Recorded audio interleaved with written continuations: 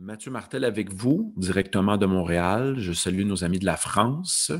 Bien sûr qu'il y aura une petite période de questions après cet entretien, dis-je, qui portera sur le thème hein, de la bienheureuse insécurité.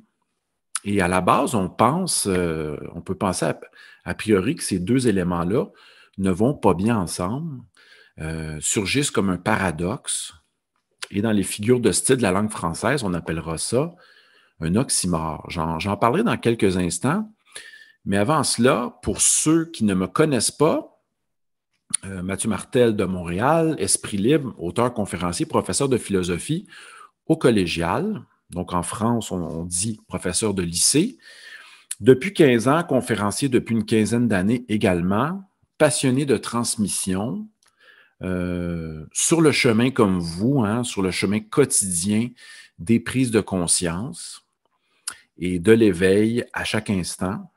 Et tantôt, c'est intéressant parce que je suis allé au café près de chez moi, près de la gare à Montréal, et je me suis fait prendre par la pluie au retour. Et je pensais à notre thème de bienheureuse insécurité. Et je vais commencer justement avec cette mise en perspective. C'est quoi cette recherche? Pourquoi cherchons-nous tant la sécurité? Et il y a plusieurs moyens d'y parvenir. Est-ce que c'est vraiment ça, cette recherche-là de sécurité qui mène notre vie? Finalement, on est peut-être en train d'être pris au piège en tentant par tous les moyens à sécuriser, rendre confortable aussi notre existence. Mais qu'est-ce que ça veut dire être à la recherche de cette sécurité-là? Qu'est-ce que se sentir sécure, confortable, en contrôle de la situation? C'est comme une première question qui peut naître de notre thème. Ce thème-là, bienheureuse insécurité, a été inspiré, proposé par Alan Watts dans un livre qu'il a publié en 1951, qui s'intitulait en anglais « La sagesse de l'insécurité ». Ça a été traduit par bienheureuse insécurité. Mais plus tard, il y a eu une réédition dans les années 2000. Alan Watts était décédé depuis une vingtaine d'années. Et on a rebaptisé la traduction en la nommant « Éloge de l'insécurité ». Mais si on applique ce titre à notre quotidien, est-ce que c'est intuitif et sensé de se dire je voue un éloge à l'insécurité? Est-ce que c'est sensé et à propos de se dire je crois que l'insécurité est quelque chose de bienheureux?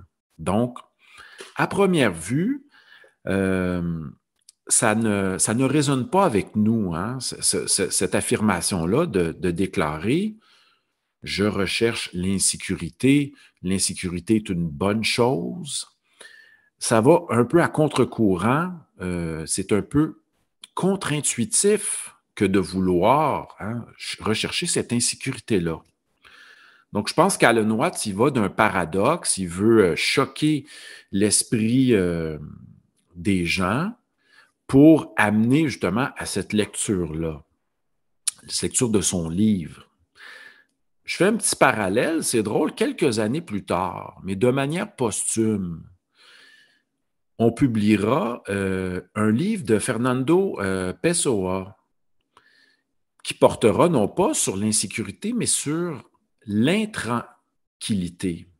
C'est ce livre qui a connu un grand succès plus tard. On sait qu'on a trouvé des mallettes de manuscrits chez Pessoa qu'on s'est décidé de publier progressivement dans le temps, un ouvrage par année suite à sa mort. Donc, ça me fait penser à ce livre-là aussi qui fait l'éloge un peu de vivre de manière intranquille. Mais revenons à notre thème. Nous cherchons la sécurité. La plupart des individus, souvent, vont même faire des choix professionnels se disant « je veux m'assurer d'une vie bien en contrôle, d'une vie tranquille. Je veux m'assurer financièrement une stabilité financière. Et souvent, j'ai autour de moi, je rencontre des gens qui ont fait des choix professionnels, des choix amoureux, basés sur cette recherche de stabilité, de confort et de sécurité. Est-ce que ce choix-là a été fait par peur? Hein? Par peur de subir, justement, de ne pas se sentir rassuré par un être aimé, de ne pas aussi fait par peur pour finalement trouver un emploi que nous n'aimons pas, qui ne nous plaît pas, mais qui assure une forme de stabilité au quotidien dans le mode de ce qu'on pourrait appeler la survie. Voilà, parce qu'il y a peut-être une différence entre vivre profondément, passionnément et survivre. Mais souvent, nous allons appeler ça, il y a des expressions au Québec qui vont comme suit. J'ai trouvé un emploi, mais qui fait office d'emploi alimentaire. C'est-à-dire que cet emploi-là, je ne l'apprécie pas profondément, il ne me passionne pas nécessairement, mais il me permet de vivre. Et moi, je dirais plutôt qu'il vous permet de subvenir à vos besoins essentiels. Mais cet emploi-là ou cette relation amoureuse-là ne vous fait pas vibrer. J'ai des gens autour de moi qui déclarent que leur emploi... J'étais chez des amis récemment, nous discutions de politique américaine, et les deux amis qui étaient avec moi m'ont dit « Ah, je n'aime pas vraiment mon emploi, je l'accepte ainsi et je ne vais pas aller vers ce qui me fait vibrer. Je supporte pour un certain temps. » Dans notre vie, nous avons peut-être fait aussi des choix amoureux. Je pense à une amie qui est allée vers un homme qui représentait le succès, la sécurité financière et tout ce qu'elle avait rêvé profondément. Elle s'était même mariée avec lui. Jusqu'au jour où elle se réveille un matin, se disant « Je ne ressens rien, rien vibre en moi, mais je ne comprends pas. » C'était cet idéal, hein? Cette relation-là devait représenter l'idéal que j'avais rêvé plus jeune. Donc, vivons-nous, sommes-nous en fait à la recherche d'une forme d'idéal que nous avons construit en pensée, en rêvant de jour ou de nuit. Voilà, nous sommes peut-être pris dans cette perspective-là. Pourquoi Alan Watts? C'est quoi cette loi-là qui est présente dans le livre d'Alan Watts? C'est que nous passons notre vie à fournir des efforts pour pouvoir nous assurer d'une certaine stabilité, d'un certain confort. Et on a même eu ça chez les philosophes qui ont passé leur vie à la quête de ce qu'on pourrait appeler en latin le summum bonum, le bien qui perdure, le bien véritable. On a ça chez Spinoza dans un traité qu'il a abandonné, le traité théologico-politique, où il se réveille un jour en se disant « J'ai exploré la voie de la sensualité, j'ai exploré la voie du succès, la voie du travail, mais je n'arrive pas à trouver le souverain bien. Toute ma vie est comme menée par cette quête de souverain bien qui signifie un espèce de bonheur qui perdure. » Mais posons-nous la question, pourquoi cherchons-nous cet idéal de souverain bien? En fin de compte, est-ce qu'à travers cette quête de souverain bien, de summum bonum, est-ce qu'en fin de compte ne se cacherait pas, comment dire, ce que peut-être Alan Watts appellerait une vie hyper tranquille, une vie rassurante. Mais je vous pose la question, est-ce que c'est bien cela que de vivre véritablement? Peut-être qu'il se cache un piège dans cette perspective-là où nous recherchons à chaque instant à contrôler, nous mettons beaucoup d'efforts à contrôler pour nous assurer que notre vie est à notre image, à l'image de nos désirs, de nos valeurs, et peut-être qu'en fonctionnant de cette manière, en nous investissant dans ce champ, que nous passons vraiment à côté de ce qui peut déclencher le contact intime intérieur avec la vie vibrante.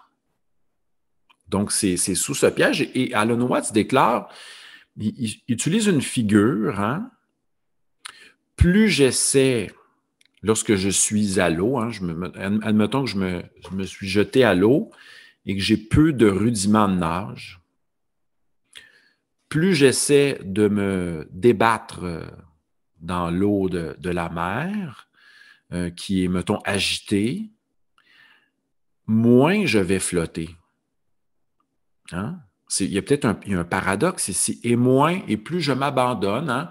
Admettons que je me laisse être dans la mer et que je respire et je fais bouger mes bras lentement, plus se peut que je flotte.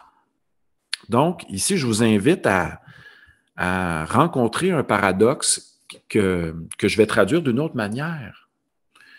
Plus j'essaie d'être en contrôle, plus j'essaie de faire de ma vie une idée qui va se reproduire, qui va constituer mon quotidien, une idée de stabilité, etc., plus il se peut que je déploie vraiment beaucoup d'efforts et que je m'épuise à toujours être en contrôle de toute situation. Et à l'inverse, plus j'y vais dans la voie de l'abandon. Mais bien sûr, une voie de l'abandon sera fondée sur l'essentiel, qui est quoi? Qui est d'être à l'écoute, d'être attentif à ce qui monte en nous. Hein? D'être attentif, d'être à l'écoute, à la fois de déployer un voir, observer ce qui se passe en nous et autour de nous, et à la fois tendre aussi, ouvrir nos oreilles, hein? Et à la fois ressentir profondément, ouvrir l'espace du ressenti. Mais cet espace du ressenti peut être troublant parce que vont surgir des émotions, des affects, comme nous dira Spinoza, de tout ordre. Tristesse, jalousie, colère,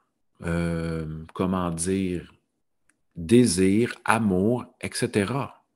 Mais si nous sommes conscients et à l'écoute, si nous observons, mais une observation non pas policière, pas une observation où nous sommes en contrôle, mais je vais baptiser cette approche-là comme étant une attention sans attente. Donc, et là, c'est là qu'on se laisse toucher par ce qui est. Prenons l'exemple lorsque nous allons au cinéma et nous choisissons un film, par exemple, de notre réalisateur préféré. Et lorsque nous sommes au cinéma, nous vivons une expérience, cinématographique où nous ne pouvons pas sortir de la salle. Et c'est bien, en quelque sorte, d'aller en immersion dans une expérience cinématographique parce que nous ne pouvons pas arrêter le film chez soi ou se dire, je vais l'écouter plus tard, je vais écouter la suite plus tard, mais nous sommes en immersion. C'est la même chose lorsque nous vivons l'expérience d'un concert, pièce de théâtre. Ils ont comme fonction, Aristote parlait de la fonction cathartique, purificative, via le vécu des émotions. Et c'est extraordinaire parce que ça fait comme un genre de travail alchimique en nous, où nous sommes conscients, mais nous nous laissons traverser justement par ces expériences qui impliquent des affections. Et Spinoza va dire que à la fois ces affections concernent le corps et l'âme. Le corps et l'âme, bon, c'est les mots qu'emploie Spinoza. Et en tant qu'être humain, en tant qu'être de désir, hein, Spinoza va parler de l'être humain comme un être de désir et de compréhension. Nous pouvons justement entamer ce travail spirituel que nous allons appeler ce travail, finalement, c'est un travail de conversion, de transmutation des affects, de l'expérience affective.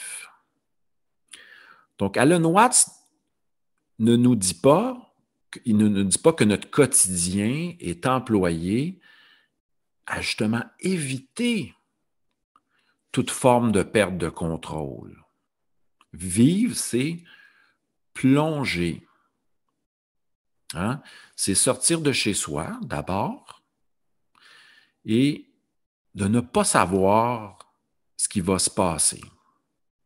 Même si nous allons faire une promenade dont nous connaissons le parcours, ça ne sera pas la même expérience qui sera vécue, mais ne voyons pas cette promenade-là comme quelque chose, comme étant un simple moyen. Lorsque nous quittons notre demeure pour aller dans une certaine direction, par exemple au théâtre, au cinéma ou à un concert, ce qui est important, c'est le cheminement, c'est le pèlerinage et non pas simplement le concert. Donc, il y a un parcours qui s'effectue de la sortie de chez soi vers le théâtre, le cinéma ou le lieu de concert. Et il y a aussi une expérimentation qui se fait à travers l'expérience du concert. Bref, si on est vraiment à l'écoute et attentif, on ne se quitte pas. Hein? Donc, être à l'écoute, être attentif, c'est être présent à ce qui est, peu importe où nous sommes. Donc, ceux et celles qui déclarent « je n'aime pas tel aspect de la vie ». J'ai des collègues qui vont me dire « je n'aime pas m'occuper de tel aspect ».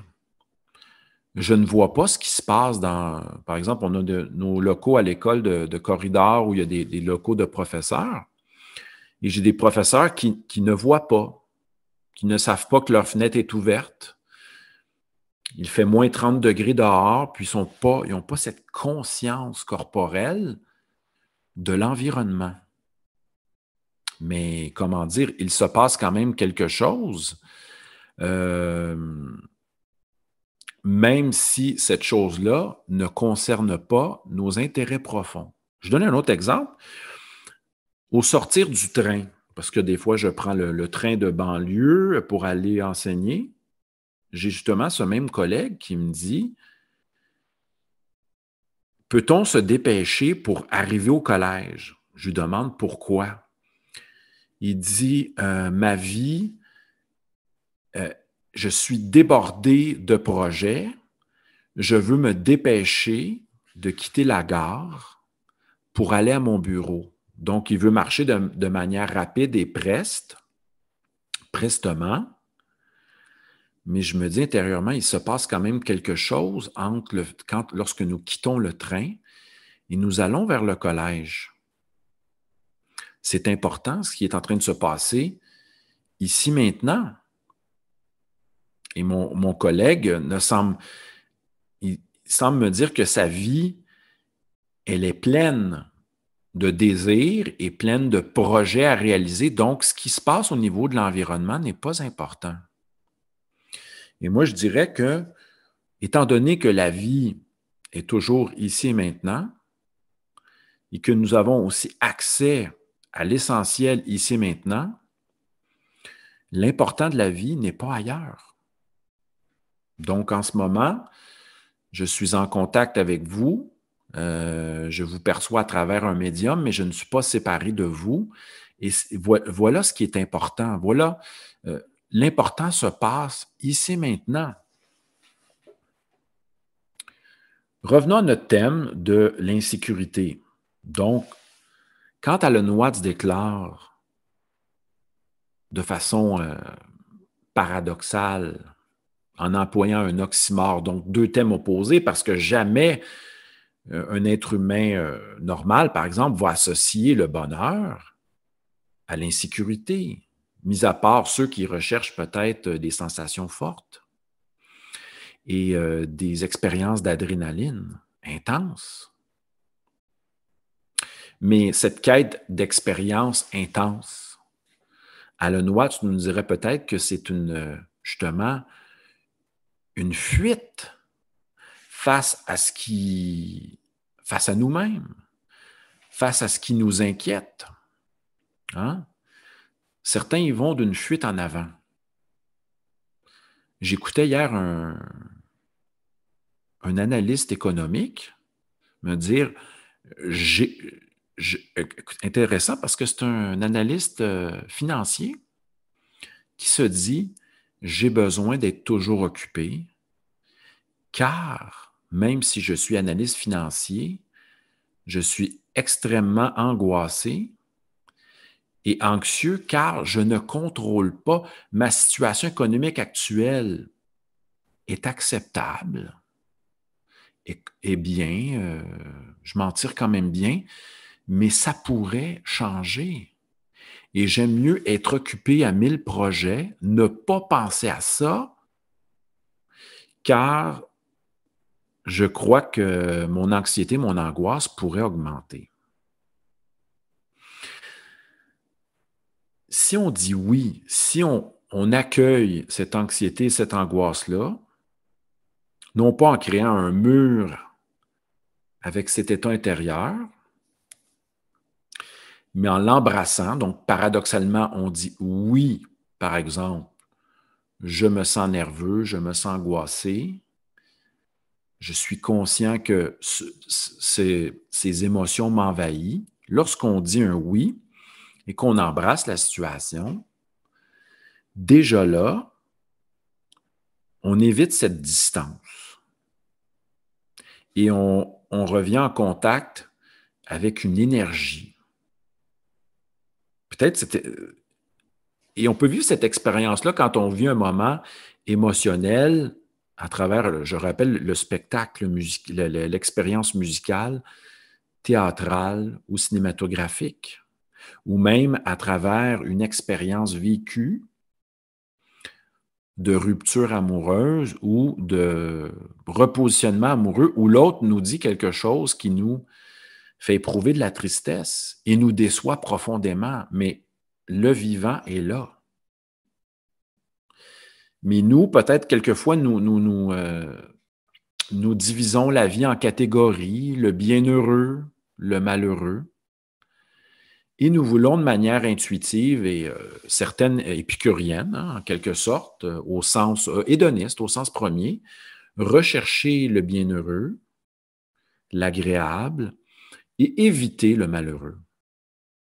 Mais, comme le dit Nietzsche, les expériences au niveau des émotions sont une palette vaste de possibilités, comme la musique exprimant toutes ces gammes d'émotions variées. La vie, c'est aussi cela. Donc, ces émotions variées ne sont pas à fuir ou à éviter, c'est là que se trouve l'aspect vibrant. C'est ce qu'il faut redire à Rumi. Hein? Tu vis une tristesse au niveau du cœur en tentant t'approcher de l'être aimé. L'être aimé te rejette, te dit non.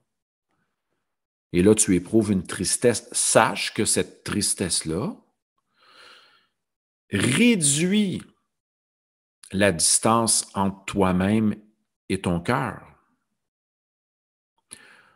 Donc, Rumi propose une autre lecture, hein, non pas de fuir la tristesse, la douleur, mais bien de la vivre, de la transformer de manière alchimique, de la voir comme un passage de libération qui va nous rapprocher justement peut-être de ce chemin du cœur que certains appelleront. Hein. Il y a même un grand advaitin de la tradition moderne. Je crois que non, ce n'est pas Ramakrishna, ce n'est pas Krishnamurti. C'est un autre qui disait que le chemin entre la conscience, il y avait comme un petit canal, c'est une métaphore, entre l'esprit et le cœur.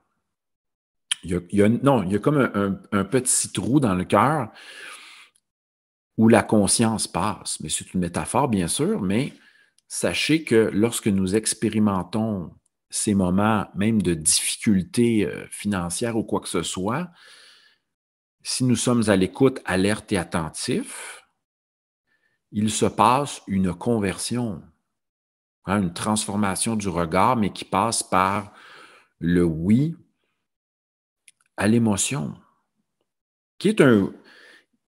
Et nous ne décidons pas ici maintenant de dire « je vais ici maintenant, je veux volontairement vivre certaines émotions », mis à part lorsqu'on, justement, qu'on décide de vivre ces expériences à travers les expériences du théâtre, de la musique, etc. Mais tout ce que nous avons imaginé ne se produira pas de la manière dont nous l'avons imaginé lors de ces expériences. Et je vais emprunter ici une expression, justement, c'est l'expression vient de Nisargadatta Maharaj qui dit « Tout ce que vous avez prévu a moins de chances d'arriver que l'imprévu. » Souvent, prévoir quelque chose, que quelque chose arrive ou que prévoir que les choses se passent d'une telle manière, cela nous rassure.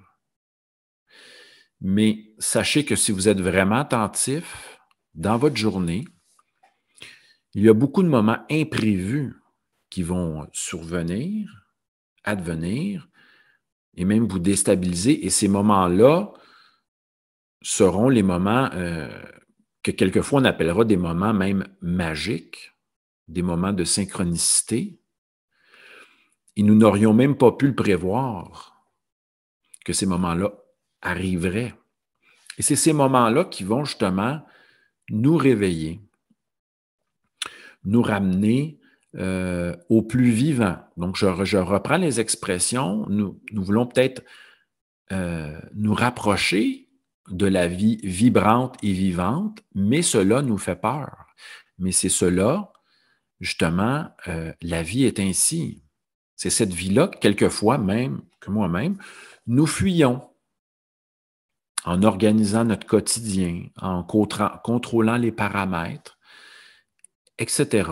Mais si nous décidions de nous abandonner à ce qui est, mais peut-être que ça pourrait réveiller la vie vibrante et vivante en nous qui veut vivre. Mais je vais employer ici les mots de Plotin. Quand il parle ici de s'unir au principe premier de la vie, qui va appeler l'un au-delà de toute chose, au-delà de l'être. Bon, pour Plotin, c'est un principe transcendant, innommable, ineffable, au-delà de l'être. Il va reprendre une expression de Platon dans la République pour appeler ce principe quelque chose qui est au-delà de l'être. À un moment donné, il va déclarer, il va rencontrer, c'est intéressant, il va rencontrer des magiciens, des êtres qui pratiquent la théurgie. Puis il y a des gens qui vont demander à Plotin, veux-tu faire des miracles, etc. Il dit non, non, je ne touche pas ça, la magie, la théurgie. Veux-tu te convertir au christianisme, etc. Il dit non, pas du tout. Puis il dit, je ne fais pas de prière d'invocation pour que le Dieu vienne me rencontrer ou les dieux viennent me rencontrer. Le problème est le suivant, et c'est là ici que je vous ramène à notre sujet. Là, bien sûr que je fais un petit peu d'interprétation des passages de Plotin, mais Plotin va déclarer à un moment donné, pourquoi je pratiquerais la théurgie, la prière, etc. Ce n'est pas le principe premier, l'un qui s'est détourné de nous. Le problème est en nous. C'est nous qui nous sommes détournés de l'un, du principe. Jean Bouchard Dorval appellera ça le simple, avec un grand S, ou la lumière consciente, etc. Mais le problème n'est pas ailleurs. Et là, on rentre vraiment dans l'optique de la non-dualité. Quand nous pointons à l'extérieur, hein, cette fois-ci, dans cette perspective ici de dire, dans la perspective spirituelle, de dire, oui, mais le problème, est-ce que c'est en faisant des prières, en faisant en pratiquant la théurgie que je vais me rapprocher du divin? Non. C'est seulement de créer des obstacles. Le problème est en nous. La porte est fermée.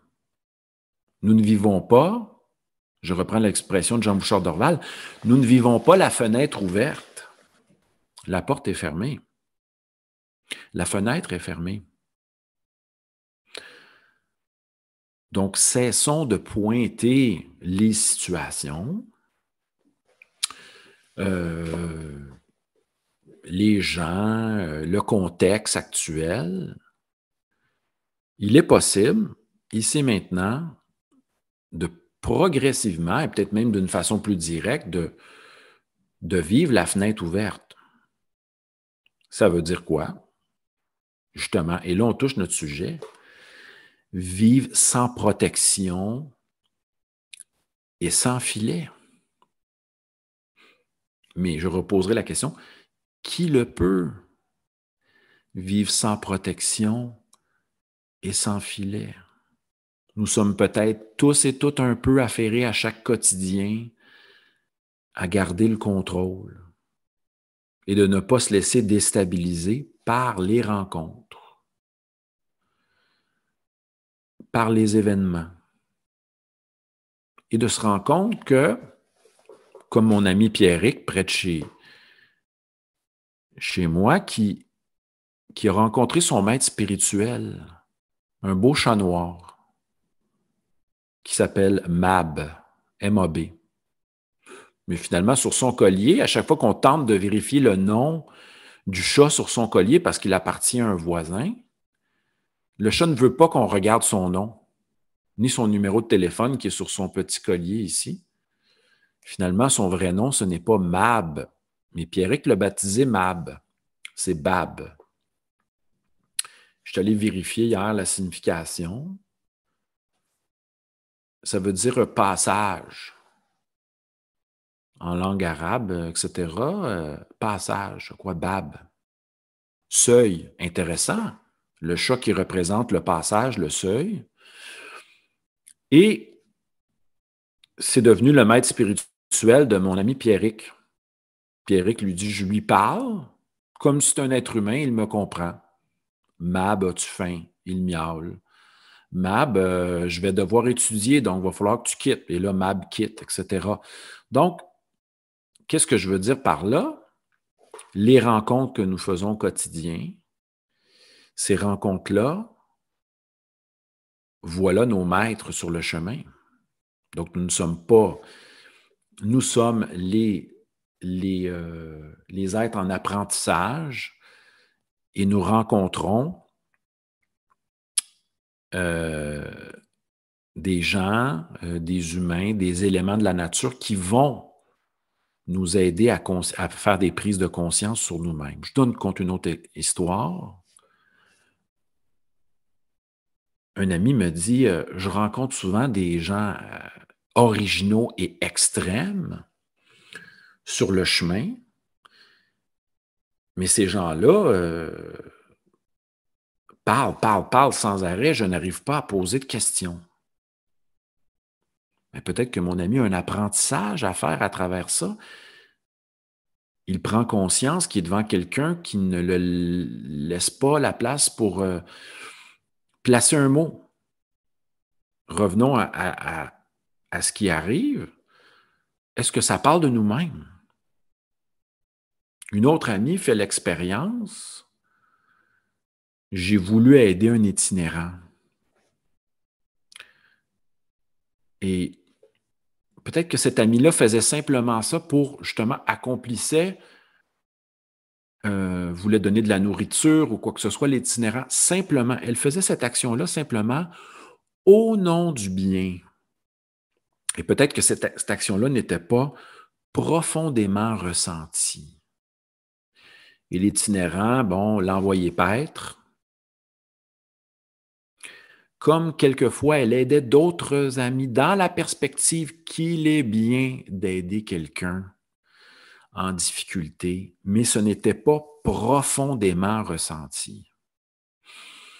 Et jamais elle n'avait de gratitude. Elle attendait bien sûr une gratitude de la part des gens qu'elle aidait, mais elle n'avait jamais cette gratification-là. C'est Krishnamurti qui nous ramène à la chose suivante. Est-ce que nous accomplissons certaines actions par élan, par désir profond, parce que la situation l'impose et parce que nous sommes à l'écoute et au niveau du ressenti? Hein? Je vais essayer de reformuler la chose en disant que si nous sommes à l'écoute, attentifs, face à une situation, nous n'allons pas dire à autrui « As-tu besoin d'aide? De quelle manière veux-tu que je t'aide? » Nous allons y aller par un élan sans aucune ratiocination, sans aucune délibération infinie. Ça va se faire de manière, dans un élan vital, facile et spontané. C'est là où ce que j'appelle ce passage-là, c'est là où l'intuition rejoint la prise de conscience faite dans l'instant.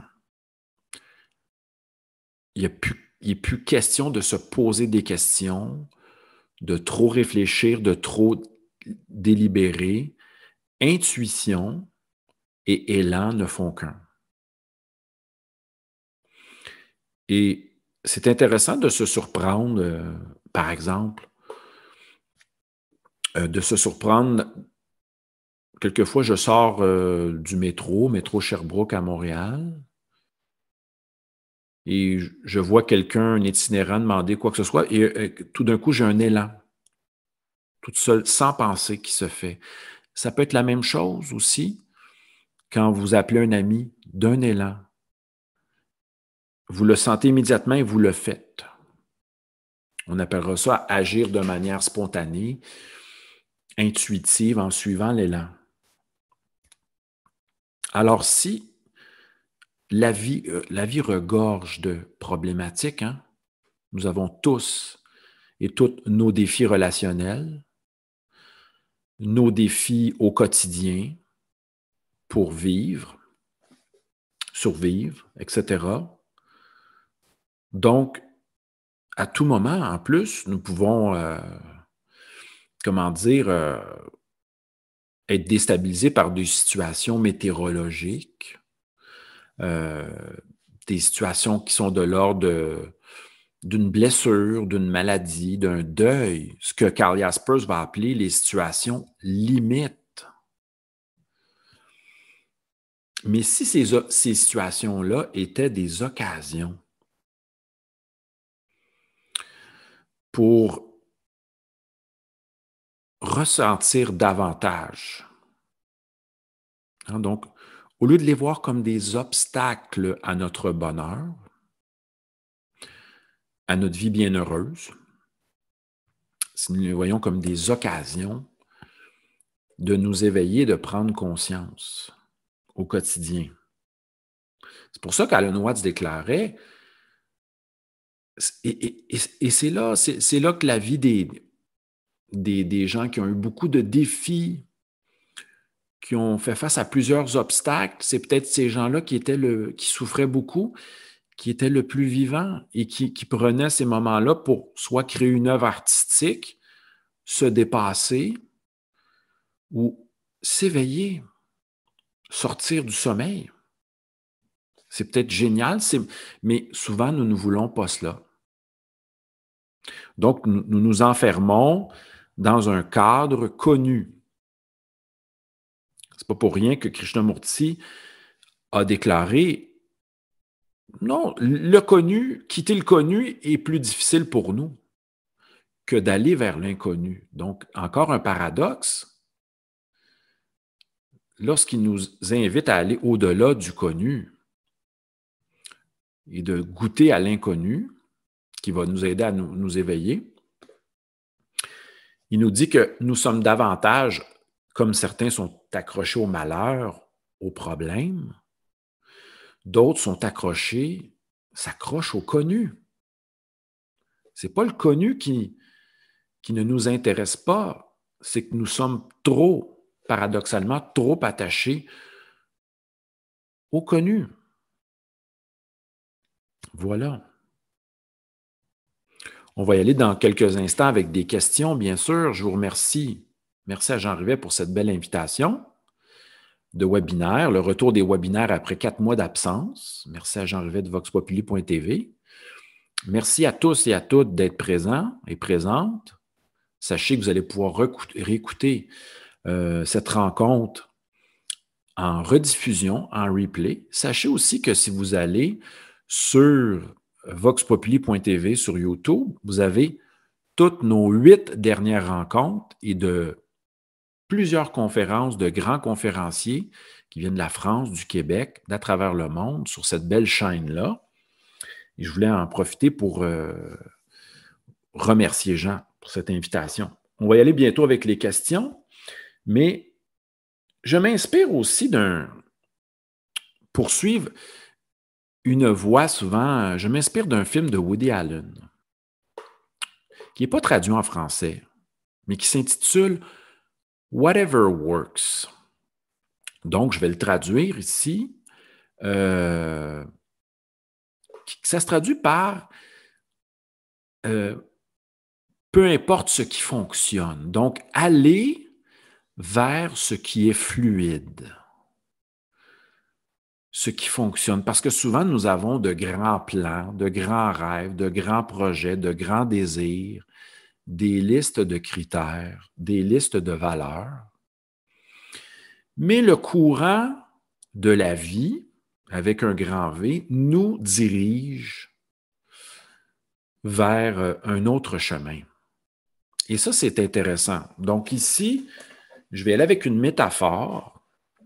Quand la vie cogne à notre porte, quand des gens viennent vers nous, ils nous proposent certains projets, certaines situations à expérimenter, pourquoi sommes-nous dans la pratique de cette habitude à dire non? Nous pourrions commencer par dire oui. Et après mûrir peut-être cette réflexion, OK, oui, je vais dire oui au nouveau, oui aux nouvelles propositions. Je vais l'accueillir. Donc, c'est le premier pas, c'est d'accueillir le nouveau, la nouvelle proposition qui ne vient pas de nous, mais qui vient à nous. Donner un exemple. Il y a quelques années, Eduardo un thérapeute vient vers moi, me dit: «Nous avons perdu notre animateur des cafés philo à l'Institut de gériatrie de Montréal, mais on donnait les cafés philo à l'Institut de gériatrie. Il dit: Notre philosophe est disparu. Intéressant. On n'est plus capable de le rejoindre par courriel, par téléphone. Il a quitté. Je dis: Eduardo, je n'ai jamais animé de causerie philosophique. Il dit: viens nous rencontrer, viens discuter. Et pour vous dire que j'ai trouvé les gens, c'est la chaleur humaine, la rencontre avec les organisateurs, les bénévoles et les organisateurs de cet OBNL, organisme sans but lucratif, qui dédié aux aînés, c'est la chaleur humaine qui me dit, ça va être oui, je vais expérimenter. Mais je n'avais aucune expérience et cette belle exploration a duré 5 ans.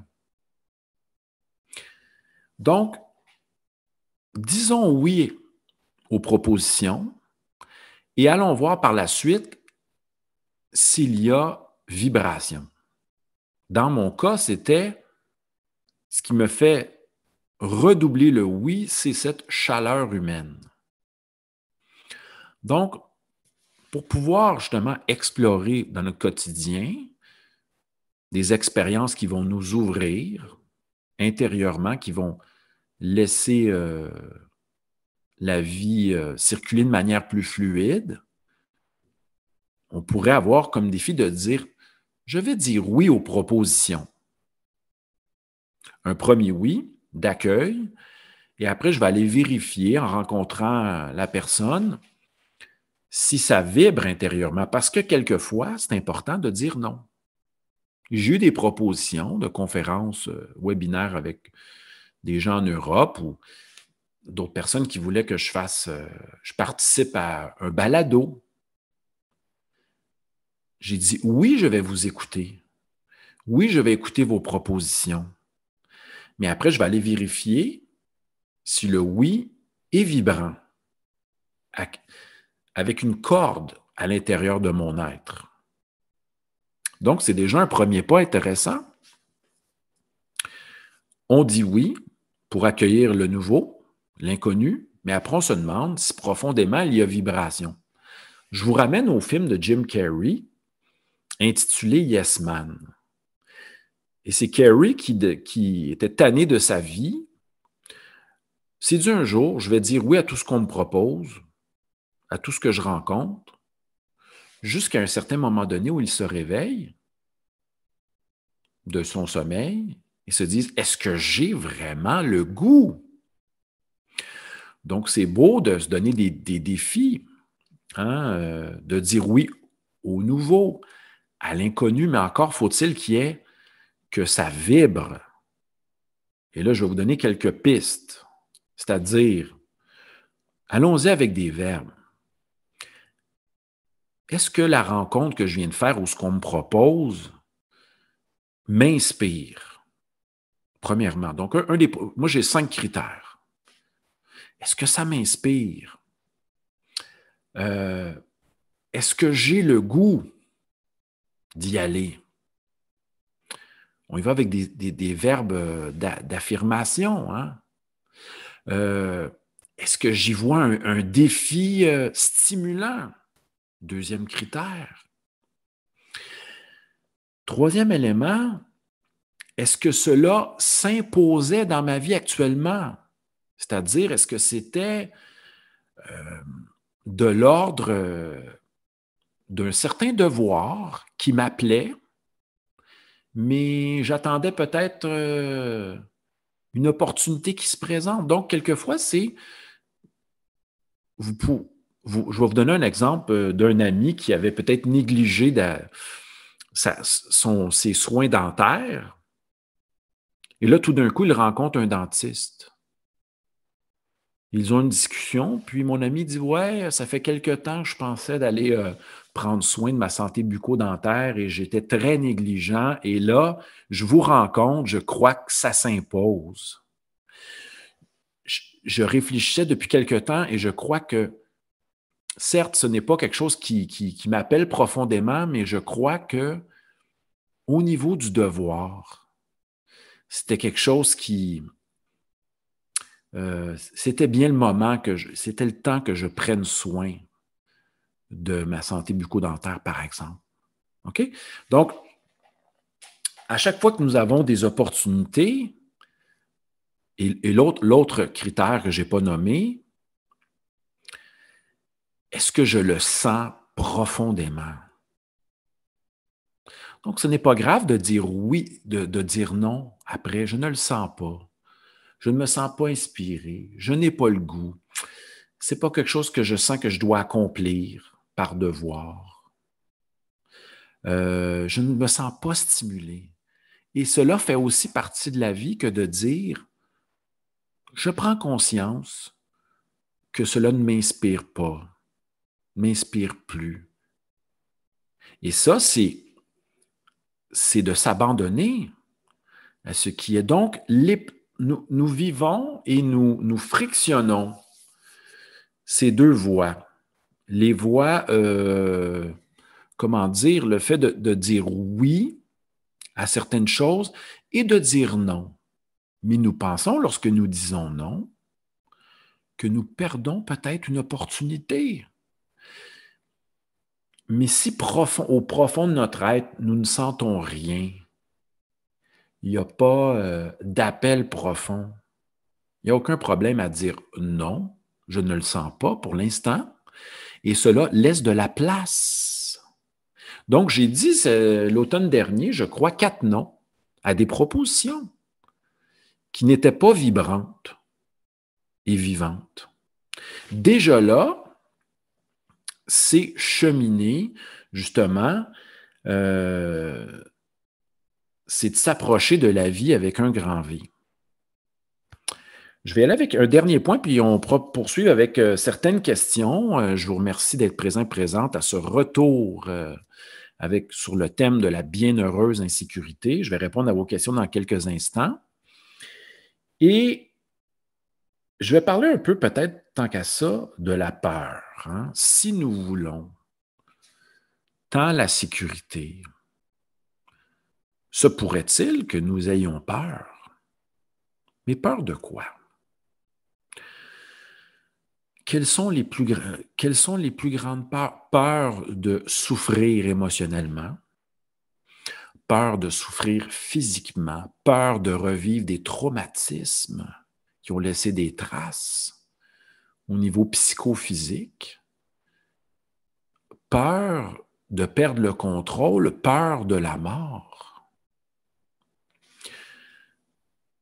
J'y vais des mots de Spinoza qui, justement, critique Platon et peut-être Montaigne, qui disait que philosopher, c'est apprendre à se détacher, apprendre à mourir. Certes, oui, mais c'est apprendre aussi à vivre. Spinoza dira, ma philosophie n'est pas une philosophie de la mort, mais une philosophie de la vie, hein, qui veut à la fois ressentir la vie et réfléchir et nous pousser à aller dans la direction de ce qui augmente notre puissance d'exister, puis qui augmente notre sentiment de nous sentir profondément vivants. Mais l'obstacle à tout cela, et Spinoza l'associe à deux pôles. Peur et espoir fonctionnent ensemble comme deux pôles. Ça fonctionne tout à fait ensemble. Prenons l'exemple de quelqu'un qui espère gagner le gros lot. Hein? Pourquoi voudrions-nous espérer gagner le gros lot? Sûrement pour améliorer notre sort.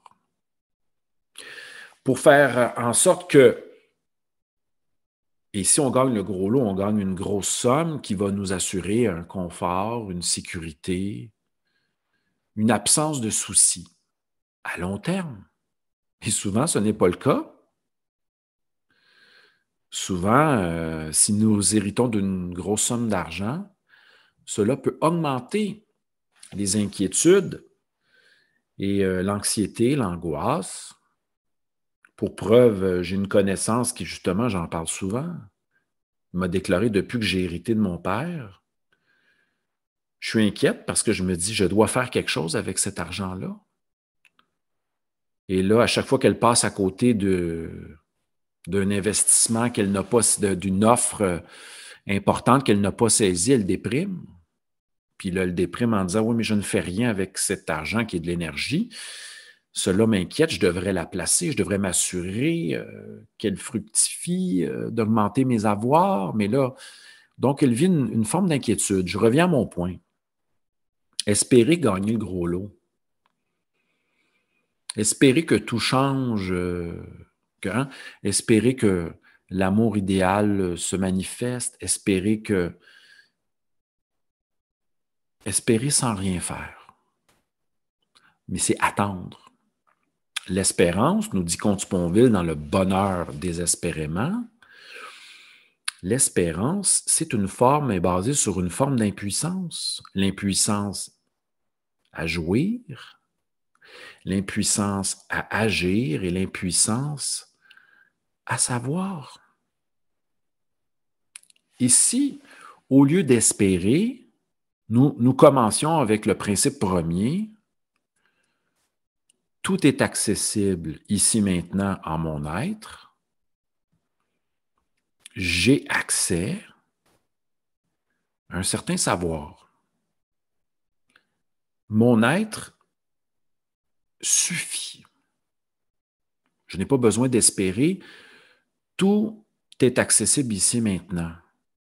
Mais je dois quand même être à l'écoute et attentif pour saisir les occasions et pour rendre gratitude à ce qui arrive. Je vais maintenant me déplacer du côté de la peur. Spinoza nous dit, et là, revenons avec notre exemple sur le gros lot, on peut avoir peur aussi, justement, que quelque chose ne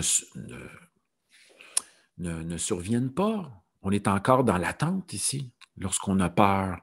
Et qui dit peur dit paralysie.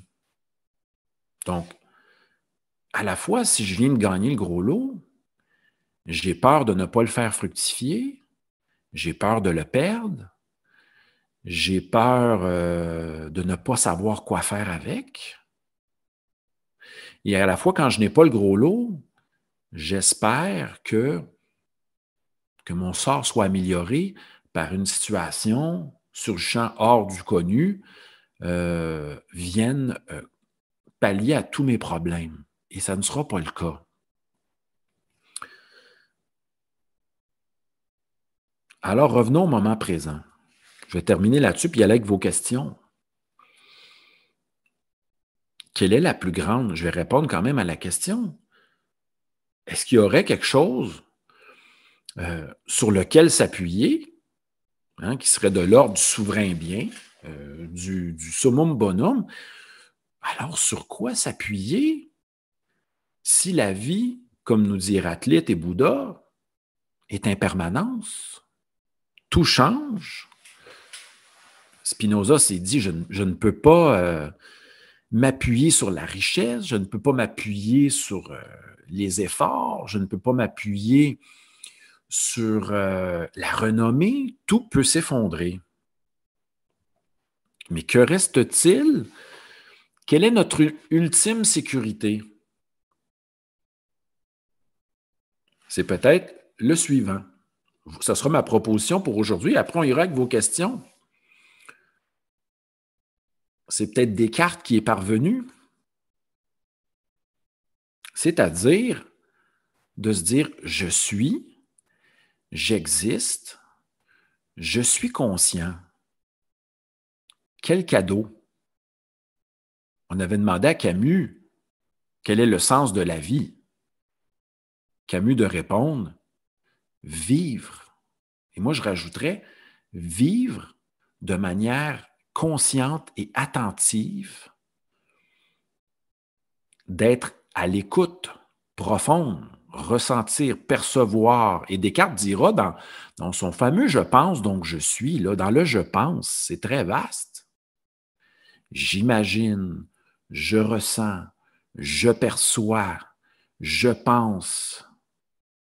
Il incluait une gamme multiple. C'était pas, souvent, les gens ont réduit ça à la pensée, à la raison, et non, c'est très vaste. Je suis conscient, je ressens, j'imagine, j'éprouve. C'est ça. Et de se réjouir de « Wow, n'est-ce pas un cadeau que d'être présent, attentif, ici, maintenant, capable de ressentir et de vibrer face à ce qui est si je suis là. » C'est pour ça que Héraclite a déclaré de certains présents, ils ne sont pas là. Ils ne sont présents, ils sont absents. Être présent face à ce qui est, face à l'existence, être présent face à l'être. On va y aller maintenant avec la période de questions, 11h05. S'il y en a qui ont des questions, je ne veux pas bouger ma souris ici, j'ai peur de faire quelque chose là, avec l'écran. J'ai une question. Oui, Danou, je t'écoute. Bon, d'abord, merci, comme d'habitude, pour la richesse de ton propos. Moi, c'est un sujet qui me tient, voilà, tient, c'est peut-être pas le bon verbe, mais en tout cas que j'ai à cœur d'explorer depuis fort longtemps. Et je le rapproche à l'ouverture au non connu. L'ouverture de quoi, Danou? J'ai mal compris. Au non connu. Au non connu. Que je dis non connu plutôt qu'inconnu. Ah. Parce que j'y vois une petite subtilité dans la différence. En fait, j'avais une question, enfin, j'en aurais eu plein au fur et à mesure, tu répondais en continuant à parler, donc je les ai plus vraiment toutes présentes à l'esprit, mais quand tu dis, enfin, tu parlais à un moment donné de désir. Je pense que à partir du moment où on cherche, on va pas s'ouvrir au non connu. Dès qu'on est dans l'action. Et autre chose aussi, quand tu dis, il y avait à un moment donné, tu proposais une série de questions à se poser, et j'y vois quelque chose qui m'interpelle, parce qu'au fond, cette question, en se la posant, qui répond à cette question? Et là peut être, waouh, peut-être un mauvais chemin, enfin un chemin qui nous détourne de l'ouverture au non connu. Bien, je suis tout à fait d'accord, hein, ça peut être un piège. Des fois, il y a un paradoxe aussi à se poser des questions, mais ces questions-là peuvent être juste un simple rappel à soi dans l'instant, par exemple, juste se les poser et d'attendre quelques instants pour voir qu'est-ce qui vibre en nous ou qu'est-ce que tu poses vraiment une bonne question. Donc, on peut voir ces questions-là comme peut-être des moyens de se remettre à l'écoute profonde de son être, mais je voudrais surtout rebondir sur ta première partie, sur le désir. Plus nous désirons le bonheur, la béatitude, tomber en amour, réussir ou quoi que ce soit, plus nous sommes dans une perspective volontariste. Alan Watts nous dirait que c'est ainsi que nous allons peut-être nous éloigner de ce que tu appelles le non connu qui pourrait nous aider à nous rappeler à nous-mêmes, à prendre conscience. Je vais aller d'une citation, je la cite souvent, celle de, et qui peut nous guider, celle de Gaston Bachelard. J'ai longtemps cherché sans trouver.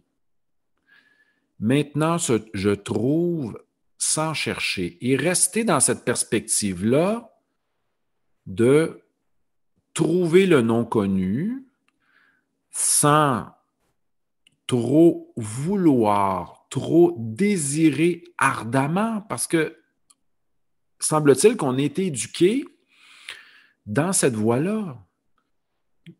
Et j'écoutais justement certains penseurs qui parlaient de l'importance de visualiser, de vouloir, de désirer, mais cela peut nous éloigner de la rencontre avec le non connu au quotidien dans notre environnement. Donc, c'était... Pardon. Voilà. Et quand tu dis justement ce qui me paraît tellement juste, à partir du moment où on est obsédé par un futur avec un objectif, on oublie que la vie, c'est le chemin. Et quand on accepte d'être présent à chaque instant, à ce que la vie propose, on laisse la vie œuvrer, en réalité, c'est là que on se rapproche de notre créativité, de notre intuition et les vibrations. Là, je crois qu'à ce moment-là, les vibrations sont pertinentes. Enfin, pertinentes dans le sens, elles sont vraiment les bonnes vibrations qui peuvent nous faire alors aller vers ce non connu. Alors que quelquefois, on peut être prisonnier, enfermé par nos croyances et penser que on ne vibre pas, mais en fait, on ne peut pas vibrer, on est enfermé. C'est-à-dire que les grilles de l'enfermement ne nous donnent pas les bonnes vibrations. Elles nous ramènent toujours à jeu, le petit jeu avec le J minuscule, et pas à la reliance au soi qui est une nature plus profonde de ce qu'on est en réalité. Et Voilà. merci Dano, puis ça me fait penser à quelque chose. Comment faire pour sortir du jeu du moi? Ben, on peut y aller d'une certaine pratique aussi, c'est-à-dire se mettre à l'écoute d'autrui ou de l'environnement, de ce qui est, peut nous aider justement à vivre sans tête. On prend l'expression de Douglas Harding, tout ça, ou de vivre en étant à l'écoute de ce qui présente, mais qui n'est pas séparé profondément de nous. Et nous croyons souvent que lorsque nous nous détournons d'autrui, nous allons davantage nous réaliser, mais nous ne sommes pas séparés. Et les enseignants sont de tout ordre. Tantôt, je parlais d'un chat. Ça peut être un coup de... l'énergie, la température, etc., les discussions que nous avons avec des individus. Donc, quand je pensais à mon collègue qui dit « Je n'ai pas le temps de faire cette promenade d'un point A à un point B parce qu'il n'a pas compris que peut-être que le chemin, c'est la destination. » Lui, il nous dit des fois « Je n'ai pas le temps de discuter avec toi car j'ai des objectifs, j'ai des buts. » mais qui sont des buts peut-être détournés de la présence à ce qui est. Et le chemin, c'est aussi l'enseignement. Oui, c'est ça, le chemin, mais très belle formule d'Anou. Le chemin, c'est l'enseignement. Est-ce qu'il y aurait une autre question, un commentaire avant qu'on se quitte? Mais je sais que je vais tout de suite vous dire qu'il y aura une prochaine rencontre et vous allez recevoir la vidéo en replay pour la réécouter. Et vous allez avoir sûrement une autre inscription. Moi et Jean, on va travailler sur un prochain sujet pour dans 2 semaines.